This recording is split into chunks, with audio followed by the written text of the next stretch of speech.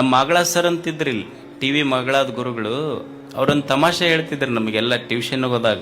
ಒಂದು ಹುಡುಗಿತ್ತಂತ, ಅವನಿಗೆ ಭಾಳ ಕಷ್ಟಪಟ್ಟು ಸರ್ ಕಲಿಸ್ತಿದ್ರಂತ. ಅವನಿಗೆ ಎಲೆಕ್ಟ್ರಿಸಿಟಿ ಅನ್ನಂತ ಕಲಿಸ್ತಿದ್ರು. ಅವನಿಗೆ ಅನ್ಲಿಕ್ಕೆ ಬರ್ತಿದ್ದಿಲ್ಲ, ಅವ ಬರೀ ಎಲೆಕ್ಟ್ರಿಕಿಟಿ ಅಂತಿದ್ದವ. ಅವ ಮಾಸ್ತರ್ಗೆ ಒಂದು ದಿವ್ಸ ಬಜಾರ್ದಾಗ ಅವ್ರ ಅಪ್ಪ ಭೇಟಿ ಆದ.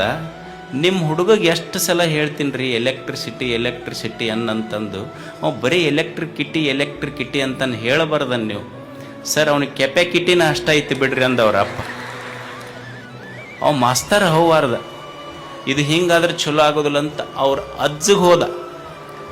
ಅವ್ರ ಅಜ್ಜಿಗೆ ಹೋಗಿ ಭೇಟಿಯಾಗಿ ಹೇಳ್ದ, ಅಲ್ರಿ ಮತ್ತು ನಿಮ್ಮ ಅಮ್ಮಗ ನೋಡಿದ್ರೆ ಎಲೆಕ್ಟ್ರಿಕಿಟಿ ಅಂತಾನ, ನಿಮ್ಮ ಮಗ ನೋಡಿದ್ರೆ ಕೆಪಾಕಿಟಿ ಅಂತಾನ, ಇವ್ರಿಗೆ ನೀವರ ಹೇಳ್ಬೇಕಲ್ಲ.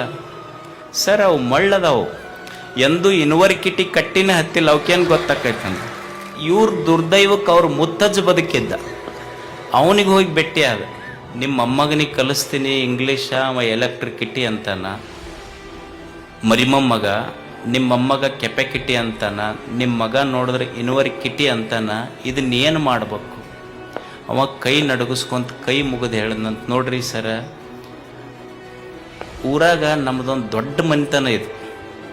ಅವ ಎಲೆಕ್ಟ್ರಿಕಿಟಿಯರ ಅನ್ನಲಿ, ಅವ ಕೆಪಾಕಿಟಿಯರ ಅನ್ನಲಿ, ಅವ ಯೂನಿವರ್ಸಿಟಿಯರ ಅನ್ನಲಿ, ದಯವಿಟ್ಟು ಇದು ಪಬ್ಲಿಕಿಟಿ ಮಾತ್ರ ಮಾಡಕ್ಕೆ ಹೋಗ್ಬೇಡ್ರಿ.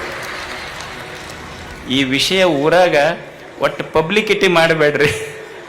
ಅವ ಮಸ್ತರ್ ಅಂದ, ಇವ್ರ ಕಿಟಿಕಿಟಿನೇ ಬೇಡ ಅಂದವ.